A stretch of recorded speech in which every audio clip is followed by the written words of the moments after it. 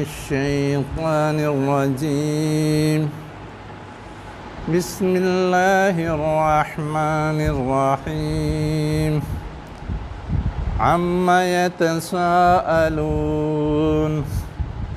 عن النبأ العظيم الذي هم فيه مختلفون كلا سيعلمون ثم كلا سيعلمون ألم نجعل الأرض مهادا والجبال أوتادا وخلقناكم أزواجا وجعلنا نومكم سباتا وجعلنا الليل لباسا وجعلنا النهار معاشا وبنينا فوقكم سبعا شدادا وجعلنا سراجا وهاجا وأنزلنا من المعصرات ماء ثجاجا لنخرج به حبا ونباتا وجنات ألفافا إن يوم الفصل كان ميقاتا يوم ينفخ في الصور فتأتون أفواجا وفتحت السماء فكانت أبوابا وسيرت الجبال فكانت سرابا إن جهنم كانت مرصادا للطاغين مآبا لابسين فيها أحقابا لا يذوقون فيها بردا ولا شرابا إلا حميما وغساقا جزاء وفاقا إنهم كانوا لا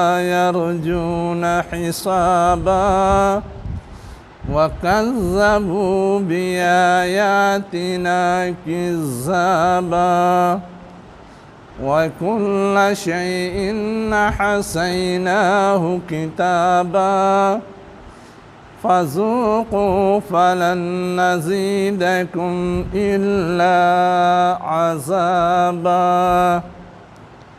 صدق اللہ العلی العظیم۔ تو آج ہم لوگ پڑھیں گے سورہ نبأ اور اس کے پہلے رکوع کے معنی سمجھنے کی کوشش کریں گے۔ نبأ لفظ پہلی بار آیا ہے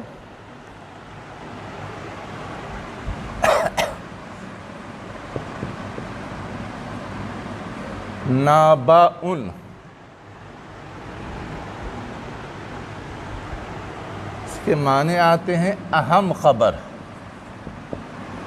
خود خبر لفظ بھی آتا ہے خبر کے لیے، جس کی جمع اخبار آتی ہے۔ یومئذ تحدث اخبارہا، سورہ زلزال میں ہم لوگوں نے پڑھا تھا۔ اس دن زمین اپنی ساری خبریں کیا کرے گی؟ بیان کر دے گی، ساری رپورٹ بیان کر دے گی۔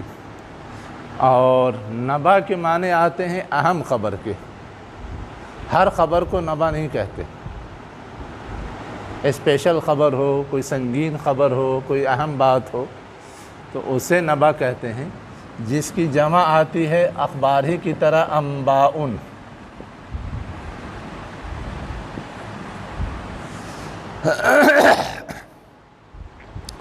اب یہاں پر اس اہم خبر سے کیا مراد ہے؟ عام طور سے تو مفسرین نے قیامت لیا ہے، لیکن بعض لوگوں نے اس کے علاوہ بھی کچھ چیزیں لی، کسی نے قرآن بھی لیا ہے۔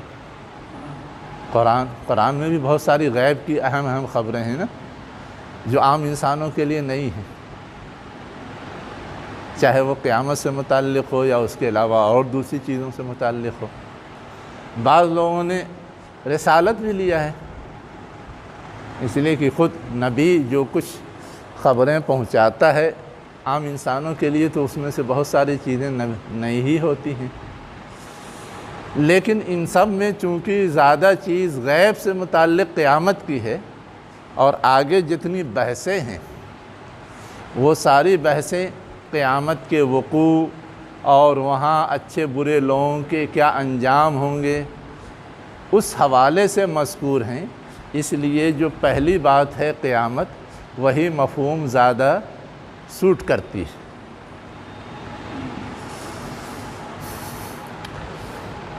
اس کے بعد جو پہلی آیت ہے عما یتساءلون، اب عما لفظ جو ہے اس کا ترجمہ تو ہم لوگ کرتے ہیں کس چیز کے سلسلے میں،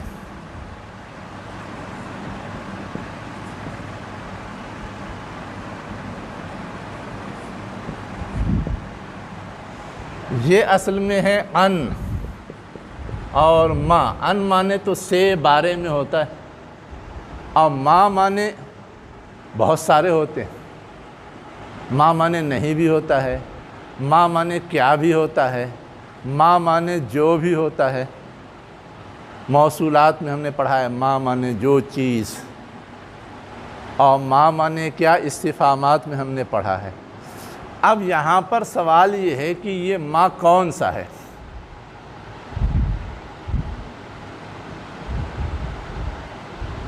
اب آگے جو لفظ آیا ہے یتساءلون، تساؤلن، باب تفاعل سے ہے۔ سوال معنی کیا ہوتا ہے؟ پوچھنا، اور تساؤل جب باب تفاعل میں جاتا ہے تو باہم ایک دوسرے سے پوچھنا، باہم ایک دوسرے سے پوچھنا، باب تفاعل سے۔ تو اب ایک دوسرے سے کب پوچھتا ہے انسان؟ کس چیز کے بارے میں پوچھتا ہے؟ جب نہیں معلوم ہو یا کوئی عجیب و غریب چیز سامنے آ گئی ہو، کوئی نئی چیز سامنے آ گئی ہو جس کے بارے میں جاننا ضروری ہو۔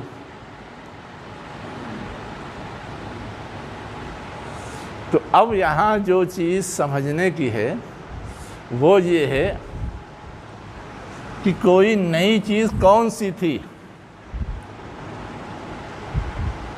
نئی چیز کفار و مشرکین کے لیے جب قرآن نازل ہو رہا تھا تو نئی چیز تو وحی الہی تھی، اور وحی الہی کے ذریعے جو نئی خبریں دی جا رہی تھی وہ تھی، چاہے وہ قیامت سے متعلق ہو، چاہے رسالت سے متعلق ہو، چاہے دنیا میں جو رویے ہیں ان سے متعلق ہو، شرک غلط ہے، توحید صحیح ہے،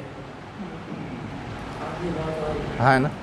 تو اب اس کی وضاحت تو ابھی آگے آئے گی۔ تو اب یہاں صرف یہ ہے کس چیز کے بارے میں پوچھ رہے ہیں، یہ صرف ایک سوال ہے معلومات کے لیے، ٹھیک ہے؟ تو اب اس ماں کو ہم کیا مانیں گے؟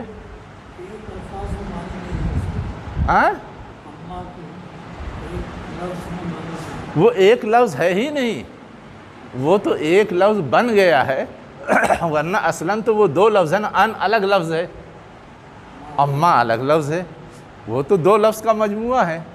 تو ظاہر ہے جب دو لفظ کا مجموعہ ہے تو کم سے کم دو معنی تو ہوگا، ان مانے سے یا بارے میں، اور ما مانے جو چیز، جس چیز کے بارے میں یا کس چیز کے بارے میں۔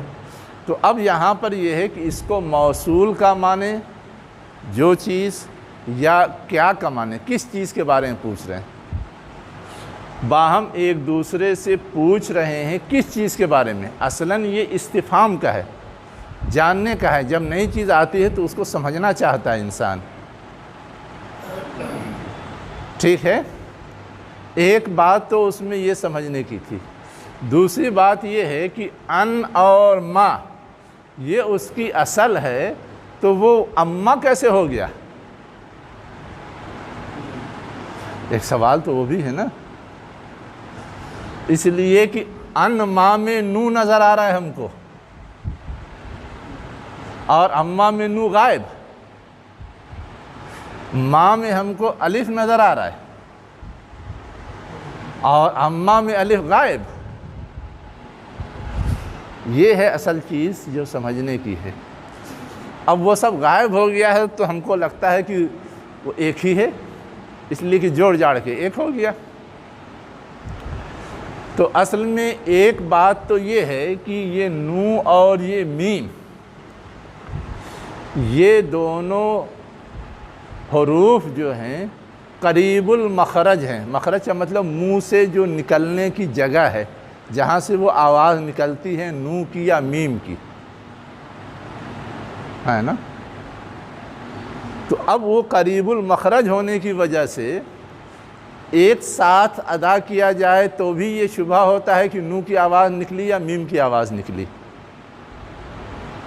تو اس طرح کے جو الفاظ ہوتے ہیں جس میں آواز کا فرق مشکل ہوتا ہے، تو دونوں میں سے کوئی آواز نکل جائے وہ چیز صحیح مان لی جاتی ہے۔ جیسے قرآن میں آیا قالت طائفتن، پڑھیے اس کو، قالت طائفتن۔ اب یہ تے کی آواز اور تو کی آواز آپس میں ایک دوسرے سے ملتی جلتی ہے۔ جب آپ قرآن کھولیں گے جہاں یہ آیت آئی ہے، یہ الفاظ آئے ہیں، وہاں آپ پہ وہاں تے پر یا تو پر تشدید لگا ہوا نظر آئے گا۔ تشدید کا مطلب کیا ہوتا ہے؟ وہ ایک جیسا ہو گیا۔ اسی تشدید لگانے کو بولتے ہیں ادغام، ملانا۔ کیا بولتے ہیں؟ ملانا۔ اب یہ جو ملانا ہے اس کی وجہ سے اگر تیک کی آواز نکلی تو بھی وہ صحیح مانا جائے گا، تو کی آواز نکلی تو بھی وہ صحیح مانا جائے گا، اس لیے کہ ہم فرق نہیں کر پا رہے ہیں۔ فرق ہوتا ہے لیکن بہت مائنر، جو عام لوگوں کے لیے مشکل ہے، اس لیے اتنی لچک رکھی گئی ہے۔ لکھنے کو تو لکھا جائے قالت طائفتن، لیکن پڑھا جائے چاہے تیز سے چاہے تو سے، سب صحیح ہوگا۔ اس کو بولتے ہیں ادغام، ٹرمنالوجی میں، گرامر کی اصطلاح میں بھی اور تجوید کی اصطلاح میں بھی۔ تو ویسے ہی یہ نو اور میم کا معاملہ ہے۔ کیا ہے؟ نو اور میم کا معاملہ ہے۔ جب الگ الگ لکھا جائے گا تب تو ملایا نہیں جائے گا، لیکن اگر الگ الگ نہیں لکھا جائے گا تو کوئی ایک ہی آواز نکلے گی۔ جب ایک ہی نکلے گی تو اب اس کو ہم یہ بھی پڑھ سکتے ہیں انا، اور اس کو ہم اما بھی پڑھ سکتے ہیں۔ الف کیوں گرا وہ میں بھی بعد میں بتاتا ہوں۔ یہاں تک سمجھ میں آیا؟ جیسے تے کی آواز پڑھیں قالت، یا تو کی آواز پڑھیں قالت، ویسے ہی نو کی آواز پڑھیں انا، یا میم کی آواز پڑھیں اما۔ تو اب چونکہ استعمال میں زیادہ میم کی آواز ہے، اس لیے میم کی آواز کے ساتھ اما لکھ دیا جاتا ہے۔ تو کیسے بنا اما؟ یہ سمجھ میں آیا؟ قریب المخرج ہونے کی وجہ سے۔ اب بچ گیا یہ الف، یہ کہاں بھاگ گیا؟ تو ما مانے ابھی ہم نے پڑھا کہ کئی ایک ہوتا ہے، ما مانے نہیں بھی ہوتا ہے، ما مانے کیا بھی ہوتا ہے، ما مانے جو چیز بھی ہوتا ہے۔ اب فرق کیسے کریں گے کہ یہاں پر ما کون سا ہے؟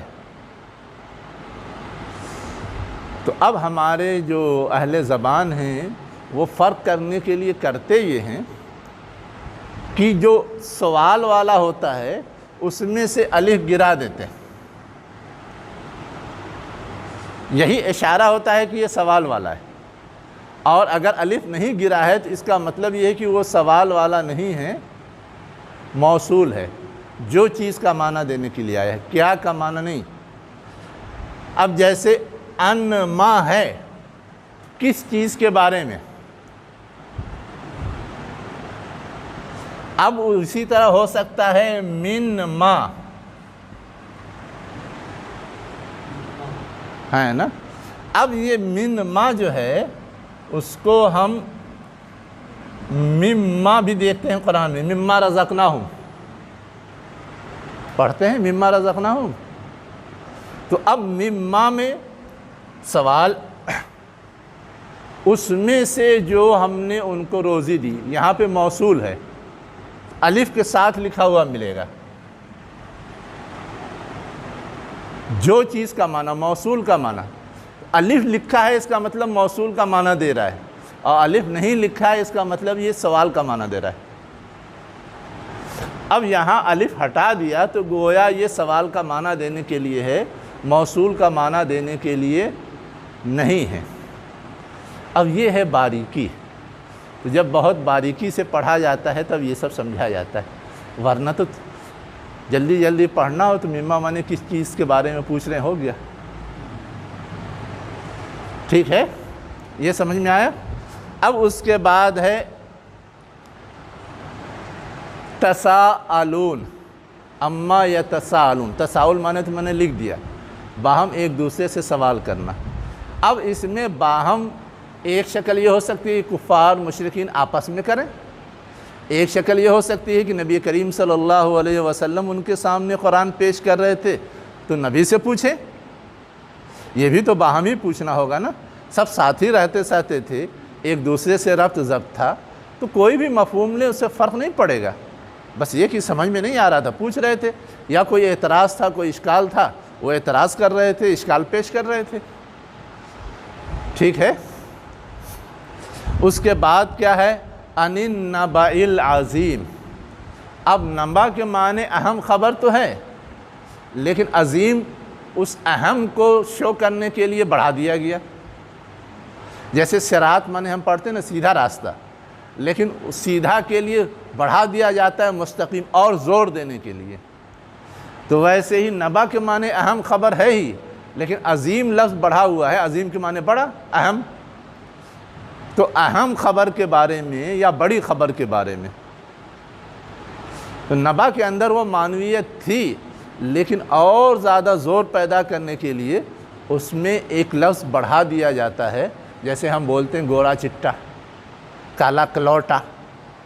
اب چٹا کا معنی بھی تو وہی ہوتا ہے گورا، کلوٹا کا معنی بھی وہی ہوتا ہے کالا، بس اس کی شدت بڑھ جاتی ہے، یہ ہے اصل میں، اس کا زور بڑھ جاتا ہے۔ اس کے بعد ہے الذی ہم فیہ مختلفون۔ الذی معنی ہم لوگ جانتے ہیں جو، ہم معنی بھی جانتے ہیں جو، فیہ معنی اس میں، یہ بھی ہم جانتے ہیں۔ یہاں پہ فیہ سے مراد کیا ہوگا؟ خبر کے سلسلے میں، نبا کے سلسلے میں۔ مختلفون، اختلاف لفظ ہے، کیا ہے؟ اختلاف، یہ لفظ بھی تو ہمارے اردو میں استعمال ہوتا ہے۔ اختلاف معنی کیا ہوتا ہے؟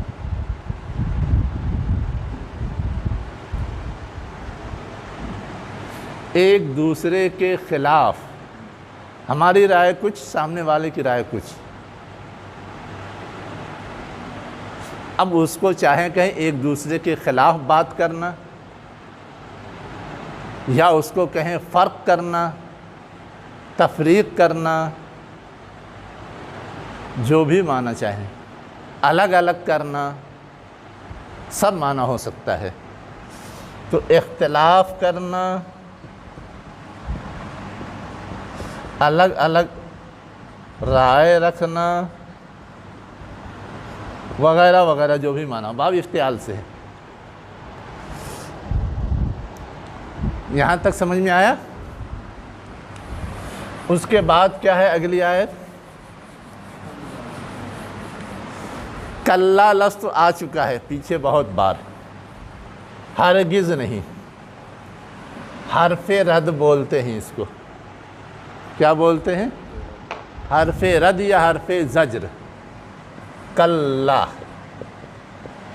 ہرگز نہیں، حرف رد یا حرف زجر، یعنی پہلے جو بات کہی گئی اس پہ ڈانٹا جا رہا ہے کہ قیامت جیسی ثابت شدہ چیز، مبنی بر حقیقت چیز، اس میں اختلاف کیا جا رہا ہے۔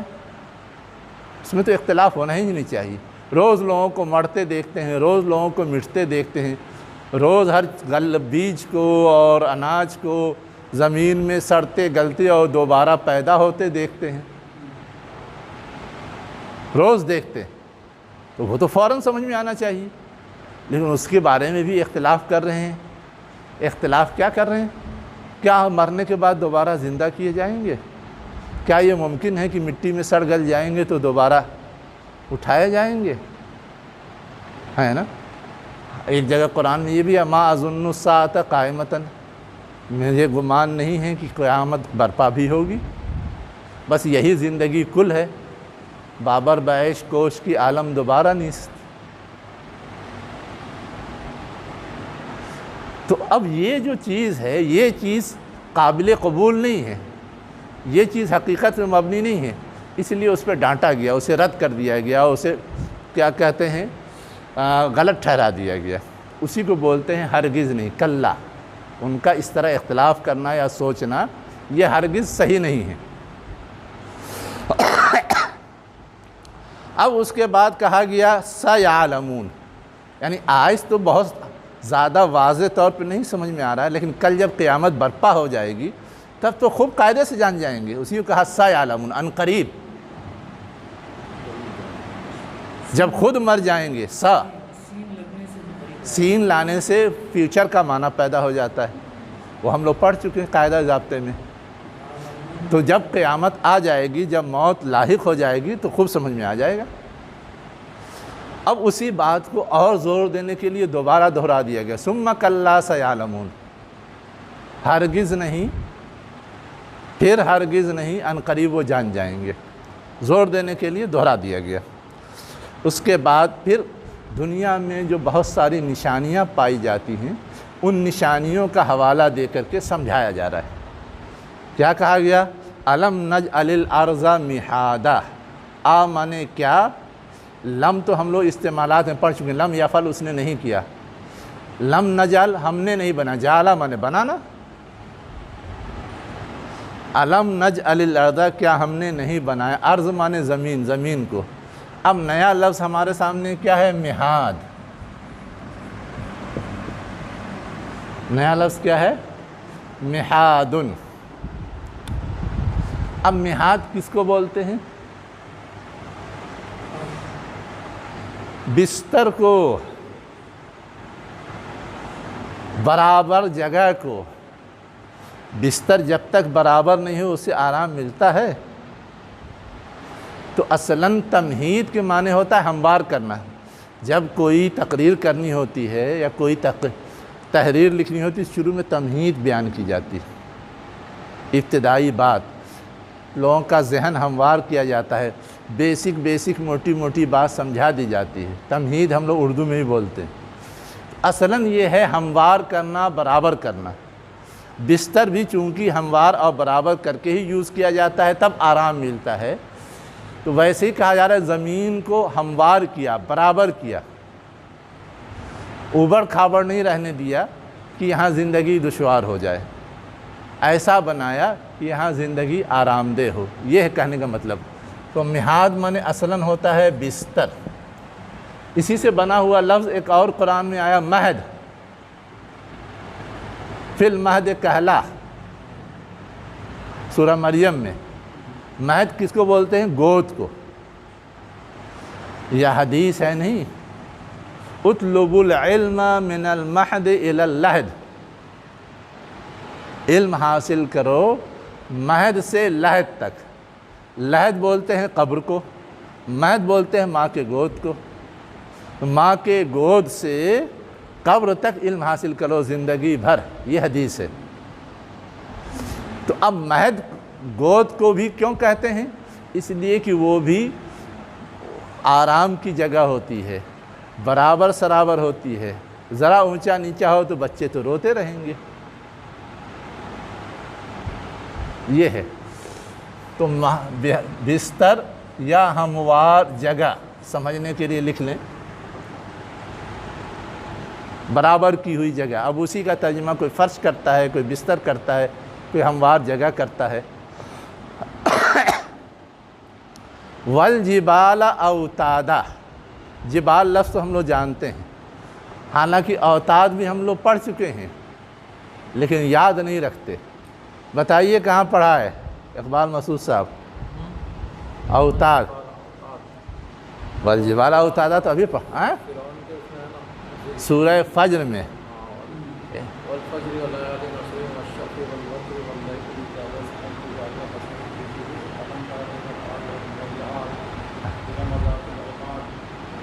الذی لم یخلق مثلها فی البلاد وفرعون ذی الاوتاد۔ تو وطد معنی ہوتا ہے میخ، یہ جو شامیانہ وغیرہ لگتا ہے اسے کھونٹا لگتا ہے، میخ کھونٹا، اسی کی جمع ہے اوتاد۔ تو ان پہاڑوں کی حیثیت اس زمین میں کیا ہے؟ کھونٹے کی ہے، جو توازن قائم رکھتے ہیں، جو سنبھالتے ہیں، جو بیلنس کرتے ہیں۔ ورنہ اگر یہ نہ ہو تو توازن قائم نہیں رہے گا۔ وطدن جو میں نے لکھا ہے وطدن، مسند احمد کی ایک روایت ہے، اللہ تعالیٰ نے پہلے زمین بنائی اور زمین تھا گول، گول چیز جلدی ٹکتی نہیں، بیلنس بگڑنے لگتا ہے، ذرا ہوا چلی تو لڑکنے لگتا ہے۔ تو اسی میں ہے کہ جب بیلنس نہیں قائم ہو رہا تھا تو اللہ تعالیٰ نے پھر پہاڑ بنایا، پہاڑ کو اس زمین پہ گاڑ دیا تو زمین ٹک گئی۔ یہ مسند احمد کی روایت ہے، کتنی صحیح ہے غلط ہے وہ ابھی چیک کرنے کی چیز ہے، لیکن ہے تفاسیر میں لکھی ہوئی۔ جی، اس کے بعد کیا آ رہا ہے؟ وَخَلَقْنَاكُمْ أَزْوَاجًا۔ خلق مانے پیدا کرنا، کم مانے تم، اور ازواج مانے جوڑے، یہ تو ہم لوگ پڑھ چکے ہیں۔ فَجَعَلْنَا نَوْمَكُمْ سُبَاتًا، پس ہم نے بنایا تمہاری نیند کو۔ نوم لفظ بھی ہم لوگ پڑھ چکے ہیں، روز پڑھتے ہیں۔ کہاں پڑھتے ہیں روز؟ کہاں؟ سونے کی دعا میں پڑھتے ہیں، اور فجر کی اذان میں نہیں۔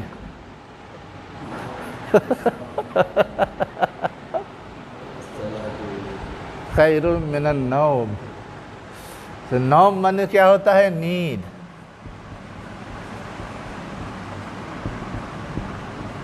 اس کے بعد اگلا لفظ کیا ہے؟ سبات۔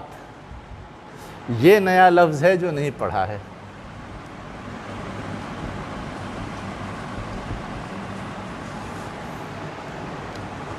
سبات مانے اصل میں آتا ہے کاٹنا،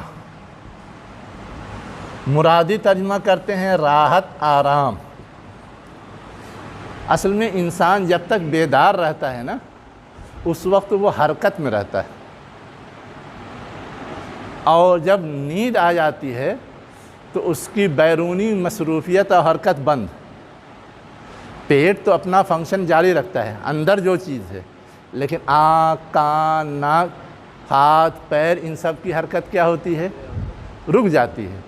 تو یہ جو حرکت رک جاتی ہے، اصلاً اسی کو بولتے ہیں سبات، حرکت کو کاٹنا، روک دینا، الگ کر دینا، یہ اس کا لفظی معنی ہے۔ لیکن اس حرکت کے روکنے سے اصلاً نتیجہ کیا برآمد ہوتا ہے؟ انسان کی تھکان دور ہوتی ہے، انسان کو آرام ملتا ہے، انسان کو راحت حاصل ہوتی ہے۔ تو وہی ترجمہ عموماً کیا جاتا ہے، راحت، آرام۔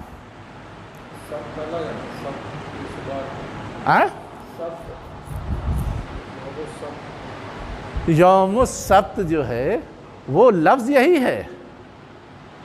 اس دن بھی کیا کرتے تھے سب؟ آرام کا دن تھا نا ان کے۔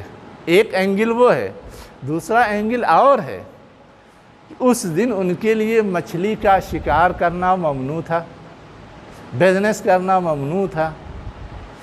تو اب اس دن کیا کرتے تھے؟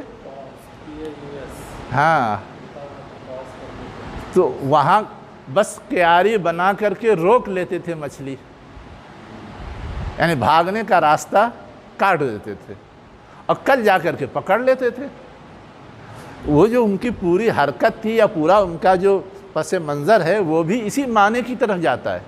سب کے جو اصلی معنی ہے کاٹنا، جو میں بتا رہا ہوں، الگ کرنا، منقطع کرنا، جدا کرنا، یہ اس کا لفظی معنی ہے۔ سمجھ میں آیا؟ اس کے بعد اگلا کیا ہے؟ وَجَعَلْنَا اللَّيْلَ لِبَاسًا، اور ہم نے بنایا رات کو لباس۔ اب لباس کے معنی تو ہم لوگ سمجھتے ہیں پہننے کی چیز۔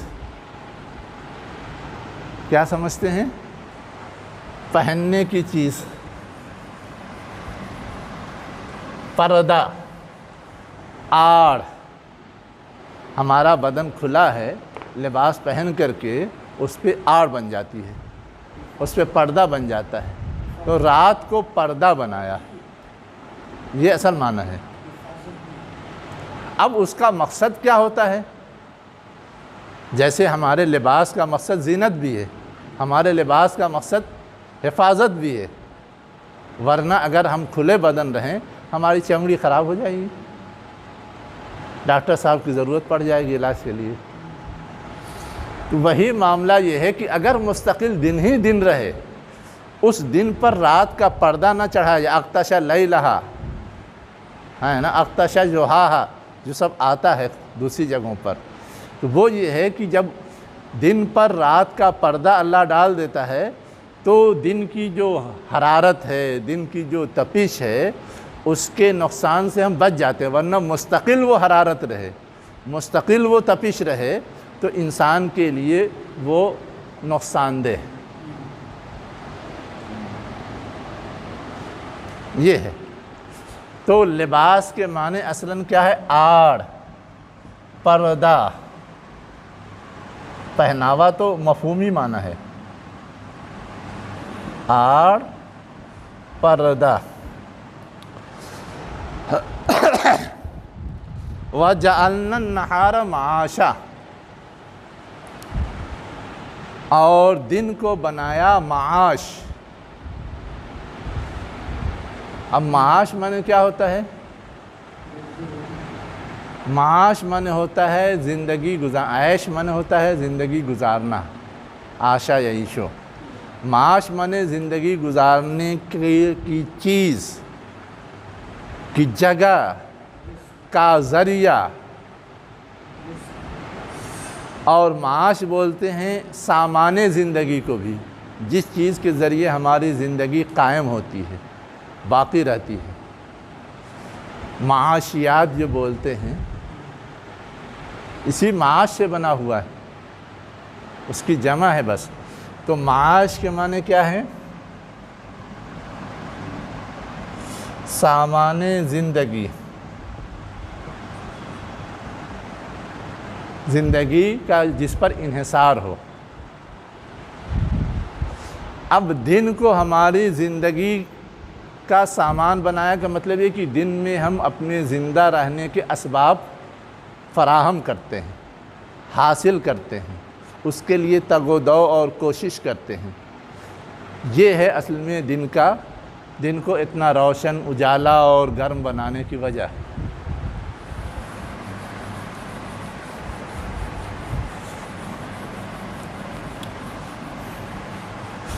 اس کے بعد کیا ہے اگلی آیت؟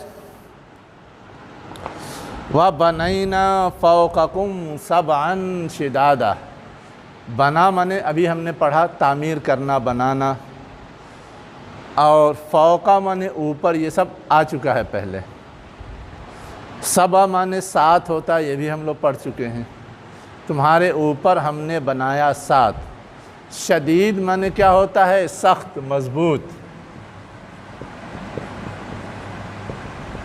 یہ بھی آ چکا ہے۔ ان سورہ عادیات پڑھیے، انہو لحب الخیر لشدید، بے شک وہ مال کی محبت میں کیا ہے؟ بہت سخت ہے۔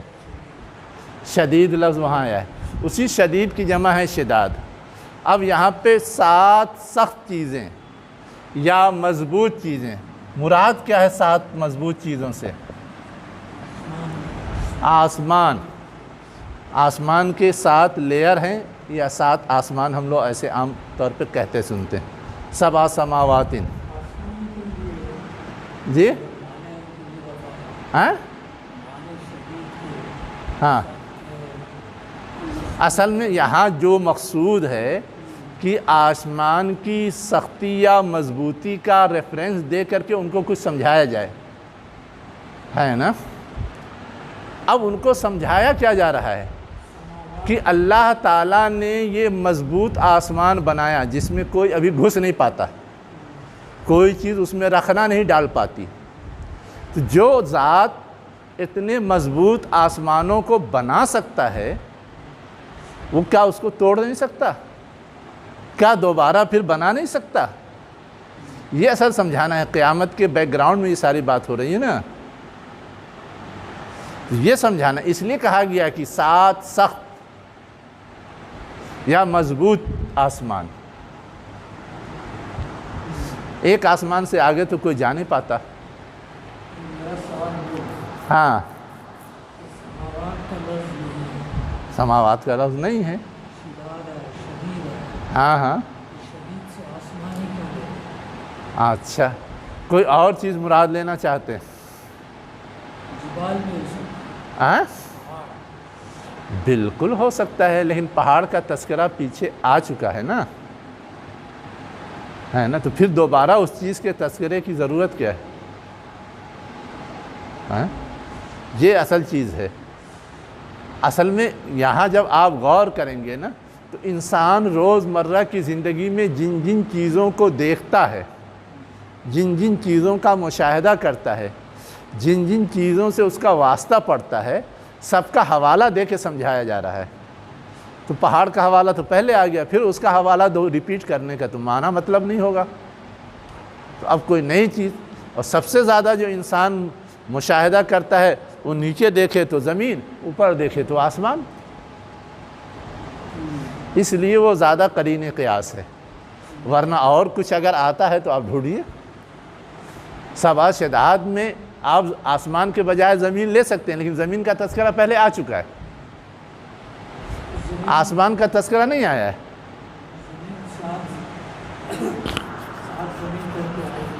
وہ جو بھی آئی، اصل میں جس چیز کی جو خوبی زیادہ ابھری ہوئی ہے، اس خوبی کا اشارہ دیا گیا تاکہ سمجھانا آسان ہو، اور انسان اسے آسانی سے تسلیم بھی کر لے گا۔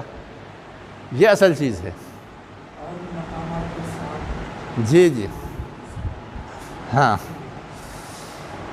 فَجَعَلْنَا سِرَاجًا وَحَّاجًا، پس ہم نے بنایا سراج۔ سراج کے معنی کیا آتے ہیں؟ چراغ۔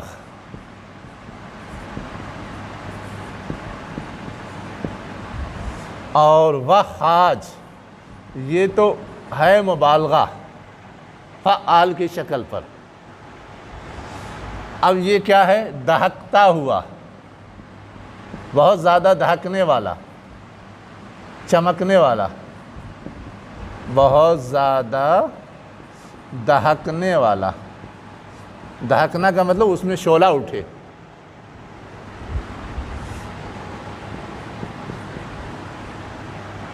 اب سورج ایسا سیارہ ہے جس سے ہر وقت گرم گرم ریز نکلتے، اسی کو کہا گیا بہت زیادہ دہکنے والا ہے۔ چاند ہے لیکن اس سے ریز نہیں نکلتے، گرم گرم روشنی صرف نکلتی ہے، لیکن سورج سے روشنی بھی نکلتی ہے اور گرم حرارت بھی نکلتی ہے، اصلاً اس حرارت کو شو کرنا ہے۔ جی، وہ خواجہ بہت زیادہ دہکنے والا۔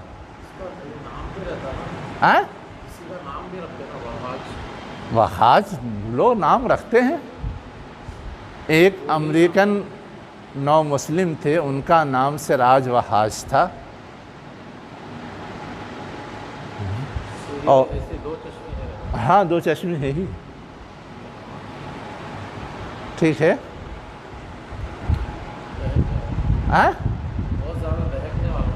بہت زیادہ دہکنے والا، روشن بھی ہو سکتا ہے، بہت زیادہ روشن، صرف روشن نہیں۔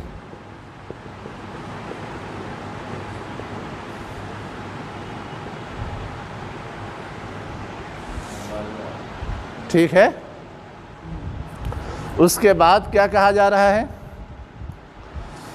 وَأَنزَلْنَا مِنَ الْمُعْصِرَاتِ مَاءً ثَجَّاجًا۔ انزال مانے تو نازل کرنا، ہم لوگ پڑھ چکے ہیں، اِنَّا أَنزَلْنَاهُ فِي لَيْلَةِ الْقَدْرِ۔ معصرات نیا لفظ ہے، حالانکہ آ چکا ہے۔ کہاں آیا ہے؟ وَالْعَصْرِ آیا ہے کہیں؟ عصر مانے ہوتا ہے نچوڑنا، یہ باب افعال سے ہے، اعصارن، اس کے معنی بھی ہوتا ہے کیا؟ نچوڑنا۔ معصرات مانے کیا ہوگا؟ نچوڑنے والیاں، مراد ہوائیں بھی ہو سکتی ہیں، مراد بادل بھی ہو سکتے ہیں، اسی سے نچوڑ کر کے کیا کرتے ہیں؟ بارش برسائی جاتی ہے، پانی برسایا جاتا ہے۔ اصل میں یہ اڑتا تو ہے بھاپ کی شکل میں، اس بھاپ پہ جب پریشر ڈالا جاتا ہے تب پھر وہ پانی کی بوند کی شکل اختیار کرتی ہے، اوپر جانے کے بعد پھر وہ برستی ہے۔ تو وہ جو پریشر ڈالا جاتا ہے پانی کے روپ میں دوبارہ اس کو لانے کے لیے، اسی عمل کو اصلاً معصرات کہتے ہیں۔ اب یہ ہواؤں سے بھی ہوتا ہے، اور بادل کی شکل میں رہتا ہے تو بعض لوگ بادل ہی مراد لے لیتے ہیں کہ بادل ہی پریشر ڈالتا ہے۔ وہ جو پورا عمل ہے اس عمل کو اصل میں معصرات کہتے ہیں، ہے نا۔ اعصار مانے نچوڑنا، باب افعال سے۔ معصرات مانے کیا ہو جائے گا؟ نچوڑنے والیاں۔ اب وہ ہوائیں بھی ہو سکتی ہیں جس کے دباؤ سے ہوتا ہے، یا بادل بھی ہو سکتے ہیں۔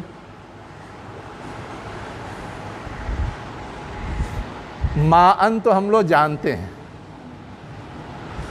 ہے نا۔ اور نیا لفظ ہے سجاج۔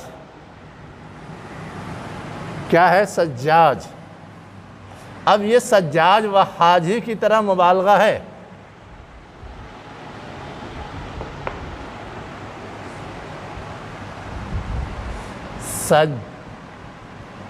سجاجن۔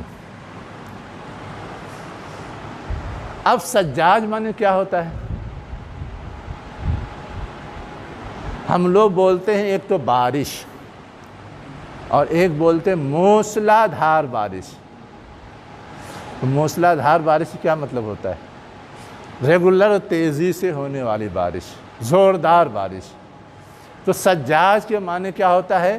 زور سے برسنا۔ مان سجاجہ، ایسا پانی جو زوردار برستا ہے، تیزی سے برستا ہے، موسلا دھار شکل میں برستا ہے۔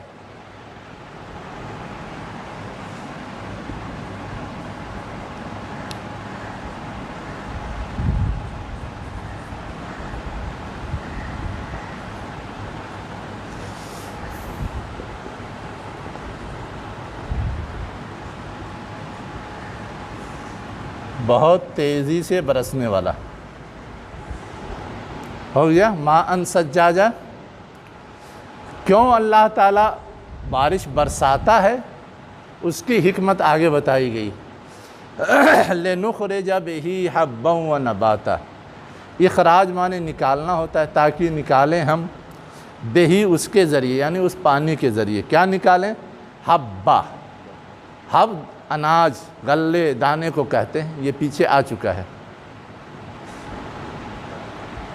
آیا ہے کہیں یاد ہے؟ والحب ذو العصف والریحان، جی سورہ رحمان میں ہے، اس کے علاوہ بھی کہیں آیا ہے، اما پارا میں آیا ہے،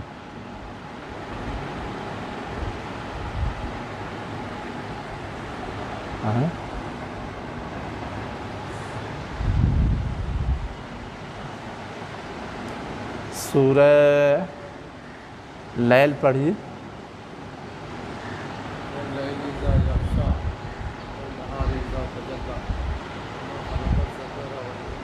ہاں نہیں مرعا کہاں آیا؟ مرعا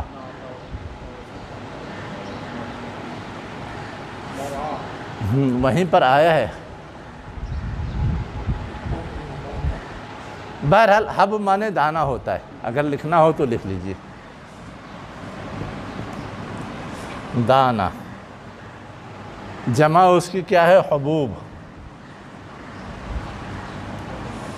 اور نبات مانے کیا ہوتا ہے؟ پودا، ٹھیک ہے؟ وَجَنَّاتٍ الْفَافَا، جنت مانے تو باغ ہوتا ہے، اس کی جمع جنات ہے، اور لفن مانے ہوتا ہے لپیٹنا، یہ جو ہمارا لفافہ بنتا ہے نا، لفافہ کلین یا پھیلی ہوئی شیٹ کو لپیٹ کر کے ہی تو بنتا ہے، اسی لیے اس کو لفافہ کہتے ہیں، تو لفیف مانے یا لف مانے کیا ہوتا ہے؟ لپیٹنا، الفاف اس کی جمع ہے،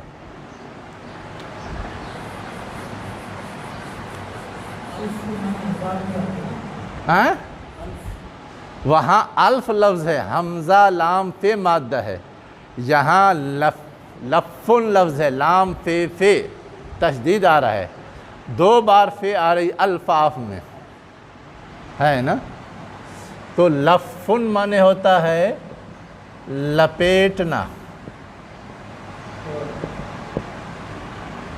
جمع الفاف۔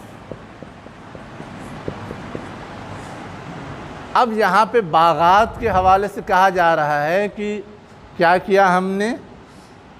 نکالا اس سے باغات لپیٹے ہوئے، لپیٹنے کا یہاں مطلب کیا ہوگا کہ باغات میں جو درخت ہوتے ہیں وہ ایک دوسرے سے اتنے قریب، ایک دوسرے سے اتنے ملے ہوئے ہیں نا کہ گویا ایک دوسرے میں لپٹ گئے ہوں، جیسے ہوتا ہے نا، ہم بولتے ہیں گنجان آبادی،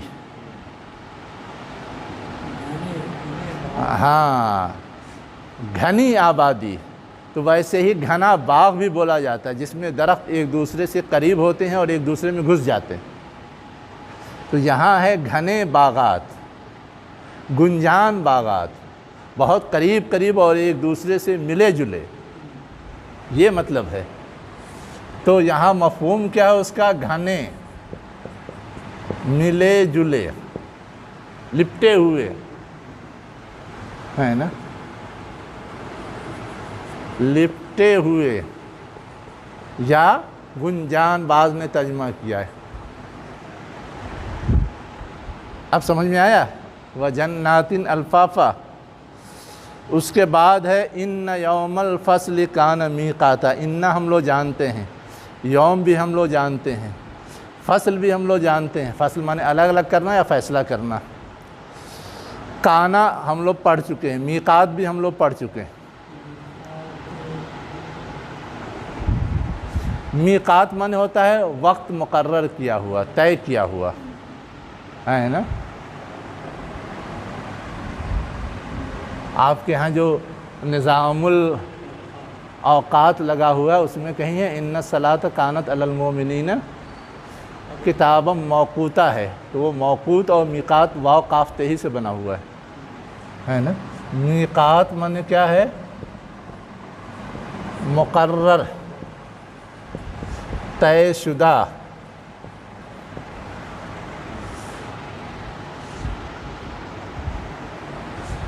متعین کیا ہوا،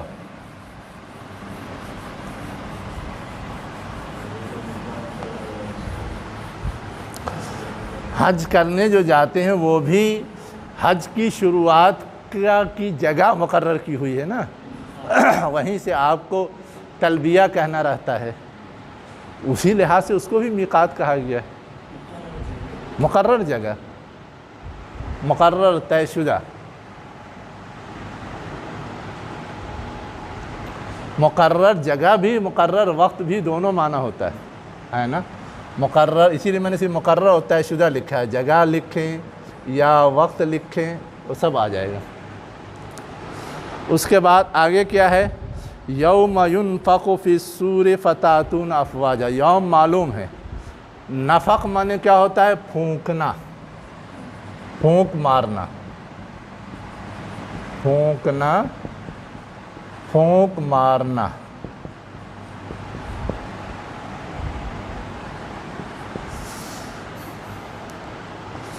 اور سور معنی کیا ہوتا ہے، یہ تو ہمارے یہاں اصطلاح میں یوز ہوتی ہے، لیکن سور اصل میں بولتے ہیں سنگ کو، یہ جو سیٹی بجائی جاتی ہے نا، شنخ جو ہوتا ہے، ارے کوکنی لوگوں کے ہاں تو ہر سمندر کے کنارے خوب محنت سے جمع کرتے ہیں،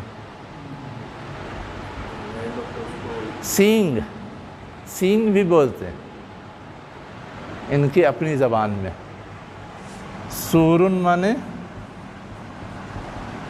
سینگ، سنگ،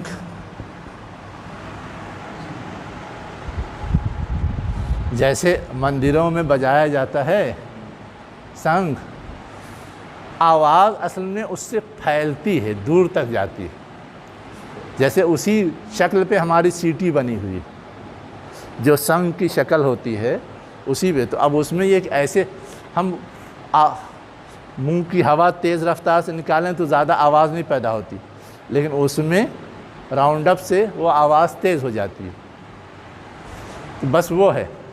تو یہاں کیا ہے، نفخ فی الصور، سور میں پھونکا جائے گا، فتأتون افواجا، پس تم آؤ گے فوج در فوج، فوج کی جمع افواج ہے، یہ آ چکا ہے سورہ نصر کے اذا جاء نصر اللہ ورأیت الناس یدخلون فی دین اللہ افواجا،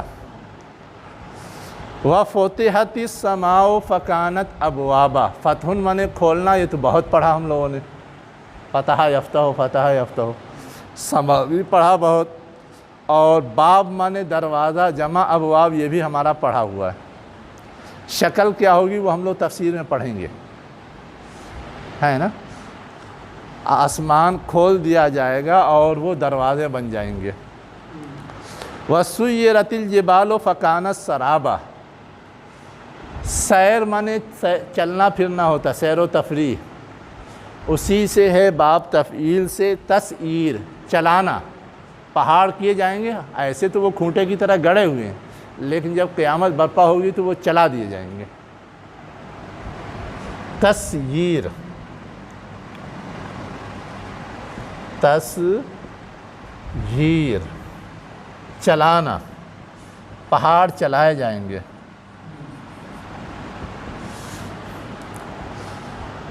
فکانت سرابا، اب سراب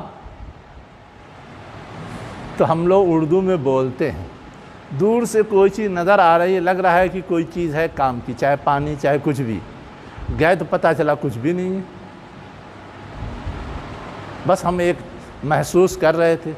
تو سراب کے معنی اصل میں آتے ہیں بے حقیقت چیز، جس کا اپنی جگہ کوئی وجود نہیں ہو لیکن دور سے لگے کہ ہاں کوئی چیز ہے،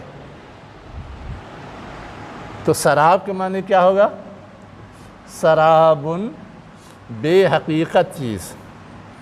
یہاں جو چیز سمجھایا جا رہا ہے وہ یہ ہے کہ پہاڑ تو بہت ٹھوس اور اپنی جگہ جمی ہوئی چیز نظر آتی ہے، لیکن جب قیامت برپا ہوگی تو وہ روئی کے گولے کی طرح ریزہ ریزہ بنا کے اڑا دیا جائے گا، پتہ ہی نہیں چلے گا کہاں گیا، اب گویا کوئی اس کی حقیقت ہی نہیں ہے، وجود ہی نہیں ہے، اسی کو کہا گیا فکانت سرابا، بس وہ بے حقیقت چیز ہو جائے گی۔ آج تو ہم بہت بڑی حقیقت سمجھتے ہیں، ہر چیز کو مٹتے ہوئے انسان دیکھتا ہے، لیکن پہاڑ تو جہاں ہیں پہلے دن سے آج تک وہیں ہیں، اس کی بڑی اہمیت ہے، بڑی حقیقت ہے وہ، کہ ہر چیز تو مٹ رہی ہے لیکن وہ نہیں مٹ رہا ہے۔ لیکن قیامت جب برپا ہوگی تو اللہ تعالیٰ کہہ رہا ہے کہ وہ بھی مٹ جائے گا۔ اس کے بعد آگے کیا ہے؟ ان جہنم کانت مرصادا، مرصاد مانے گھات کی جگہ، یہ پیچھے آ چکا ہے، ان ربک لبالمرصاد، مرصاد مانے گھات کی جگہ، للطاغین مآبا، لام مانے لیے، اور طاغین وہی طغیان سے ہے، شرکش، شرکشی کرنے والے،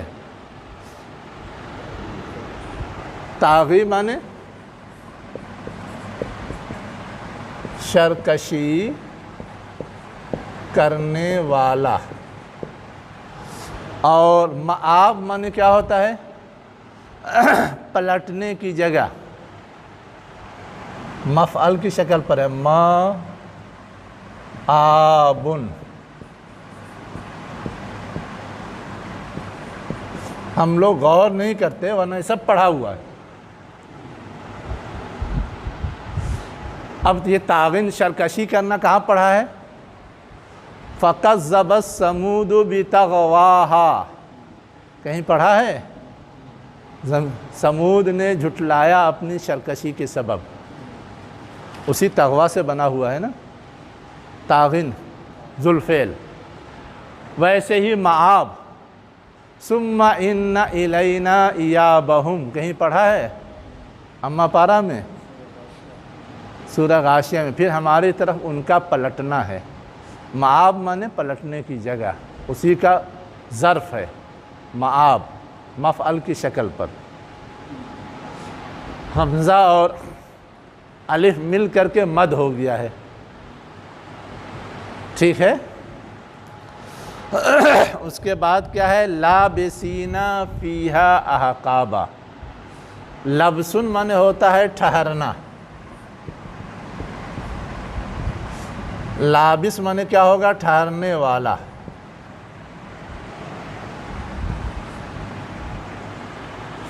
فیہا کا مطلب اس میں یعنی جہنم میں، احقابا، اب یہ احقاب جو ہے یہ حقب کی جمع ہے، حقب مانے ہوتا ہے لمبی مدت،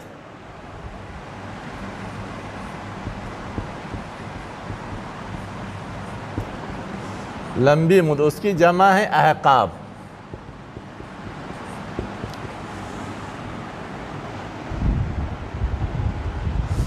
وہ رہیں گے یا ٹھہریں گے جہنم میں لمبی مدتوں تک۔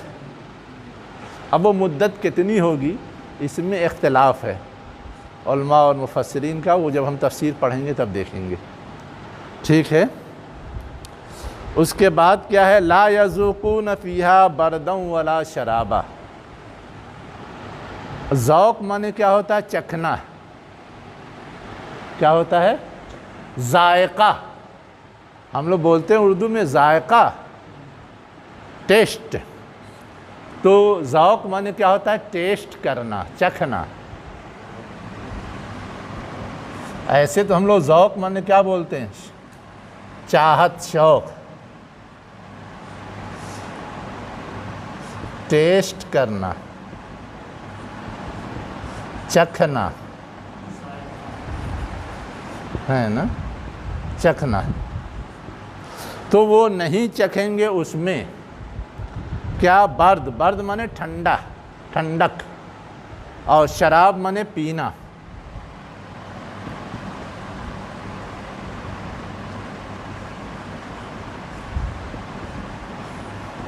یعنی جو چیز ٹھنڈی ملتی ہے اس سے ایک طرح کا سکون حاصل ہوتا ہے، اور گرم ملتی ہے تو وہ پریشان کرتی ہے، اسی کی طرف اشارہ ہے کہ جو چیز بھی ان کو پینے کے لیے دیا جائے گا اس میں کوئی ٹھنڈک نہیں ہوگی، اور شراب کا مطلب پینا ہوتا ہے، لیکن ایسی چیز جس میں لذت ہو، تو کوئی لذت بھی نہیں ملے گی۔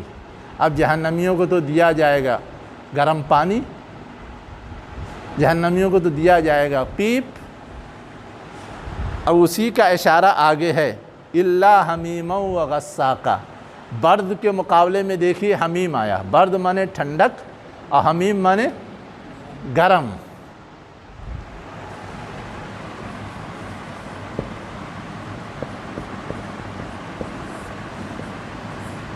گرم، اور غساق مانے، غسق مانے ہوتا ہے دھونا، غساق مانے بہت زیادہ دھونے والا۔ اصلاً جو زخم ہوتے ہیں اس میں جو پیپ اور خون ہوتے ہیں اس کو صاف کیا جاتا ہے اس کے علاج کے لیے۔ اب اس سے جو پیپ، خون یا گندا پانی آتا ہے وہ غساق کہلاتا ہے۔ اب بعض لوگ اسی کا ترجمہ کرتے ہیں دھون، اس لیے دھون میں میل کچیل ہی ہوتا ہے۔ اب بعض لوگ ترجمہ کرتے ہیں پیپ، غساق،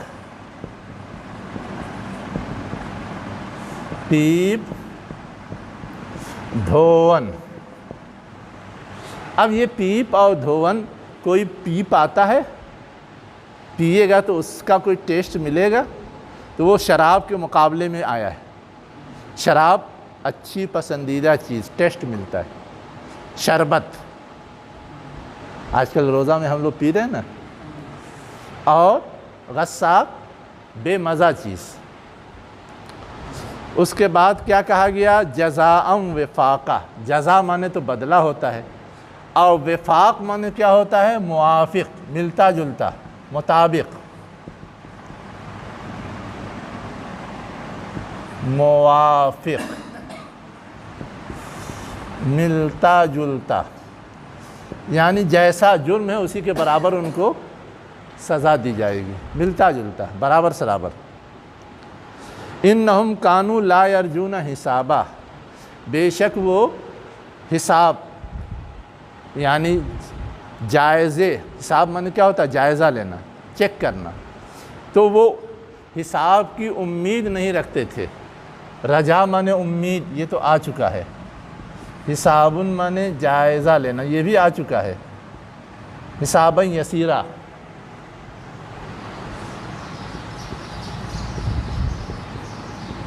محاسبہ کرنا جسے ہم لوگ بولتے ہیں، باب مفاعلہ ہی سے ہے، قتال مقاتلہ، جہاد مجاہدہ، ویسے حساب محاسبہ۔ اس کے بعد کیا ہے؟ وَكَذَّبُوا بِآيَاتِنَا كِذَّابًا۔ تکذیب مانے جھٹلانا ہم لوگ پڑھ چکے ہیں، آیات بھی ہم لوگ پڑھ چکے ہیں۔ وَكُلَّ شَيْءٍ أَحْصَيْنَاهُ كِتَابًا، کتاب مانے تو لکھا ہوا ہے۔ احصاء مانے ہوتا ہے گھیرنا، احاطہ کرنا، ہر چیز کا ہم احاطہ کریں گے۔ جب نامہ اعمال حساب و کتاب کے لیے پیش ہوگا اس میں سے کوئی چیز چھوٹے گی نہیں۔